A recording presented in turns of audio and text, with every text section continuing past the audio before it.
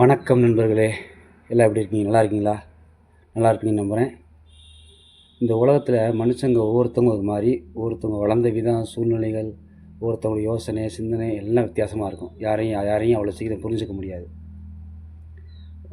அதனால் இந்த உலகத்தை பொறுத்தவரை நம்ம ஒருத்தரை பார்த்து சீக்கிரம் கம்பேர் பண்ணிடுறோம், சர்ச் பண்ணிடுறோம். இவங்க இப்படி தான் இருப்பாங்க, அவங்கள்ட்ட பேசியிருக்க மாட்டோம், பழகிருக்க மாட்டோம், அவங்கள பார்த்துருக்க கூட மாட்டோம்.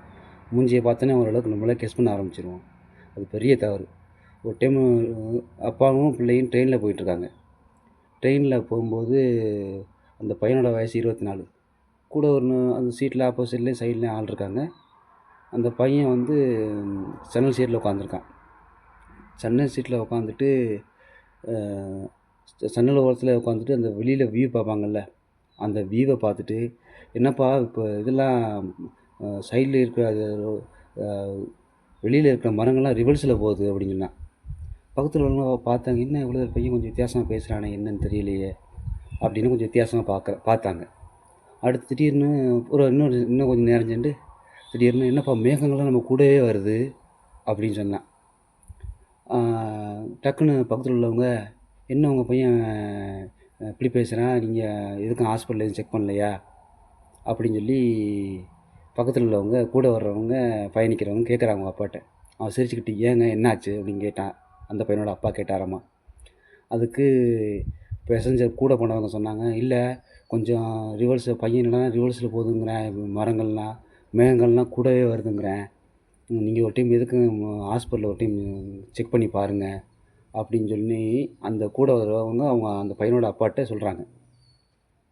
அப்படி சொல்லும்போது அவங்க அப்பா அதுக்கு சிரிச்சுக்கிட்டே, நான் ஹாஸ்பிட்டலில் தாங்க வர்றேன், அங்கேருந்து தான் 2 பேரும் வர்றோம், அப்போ ஊருக்கு போயிட்டுருக்கோம் அப்படின்னு சொன்னாங்க.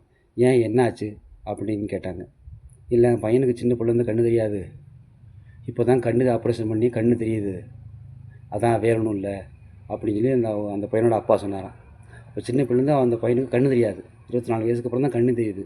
அப்போ தான் வந்து இந்த வியூவை வந்து வித்தியாசமாக பார்க்குறான், ஃபஸ்ட் டைம் உணர்றான். அப்படிங்கும்போது நம்மளோட மைண்டில் மனுஷங்க எல்லார் மைண்ட்லேயுமே டக்குன்னு தோணும், இன்னும் வித்தியாசமாக பேசுகிறான் அந்த பையன், எதுவும் பிரச்சனை இருக்குமோங்கிறது எல்லார் தாட்டுமே இருக்கும். ஆனால் அவங்களோட கஷ்டத்தை பாருங்கள், அவங்களுக்கு ஒரு வேறு கஷ்டம் இருந்திருக்கு, அதை நம்மளால் புரிஞ்சிக்க முடியல, அது யாராலும் புரிஞ்சிக்கவும் முடியாது. ஏன்னா அடுத்தவங்க திடீர்னு பார்க்கும்போது அவங்களுக்கு என்ன பிரச்சனை நமக்கு தெரியாதுல்ல, அவங்க என்ன மனநிலைமை இருப்பாங்க, என்ன மனநிலைமை இருக்காங்கிறது நம்மளால் புரிஞ்சிக்க முடியாது. நமக்கு டவுட்டு டக்குன்னு கேட்டாச்சு, இத்தனை வயசாகுது பையனுக்கு, நீங்கள் ஒரு டைம் போய் ஹாஸ்பிட்டல் போய் செக் பண்ணி பாருங்கள் அப்படின்னு சொல்லி நம்ம கேட்டோம். ஆனால் அதுக்கு அவரோட கஷ்டத்தை பாருங்கள், அவரோட கஷ்டத்தை நம்மளால் ஏற்றுக்க முடியல, நமக்கு தெரியாதுல்ல. அவர் கஷ்டம் இந்த மாதிரி ஹாஸ்பிட்டல் போயிட்டு தான் வந்துடுறான், இது மாதிரி பையனுக்கும் கண்ணு தெரியாது, சின்ன பிள்ளையிலேருந்து இப்போ தான் கண்ணு தெரியுது, அதெல்லாம் அப்படி பேசுகிறாங்கிற மாதிரி சொன்னோன்னே எல்லாத்துக்கும் ஒரு மன கஷ்டமாக போச்சு.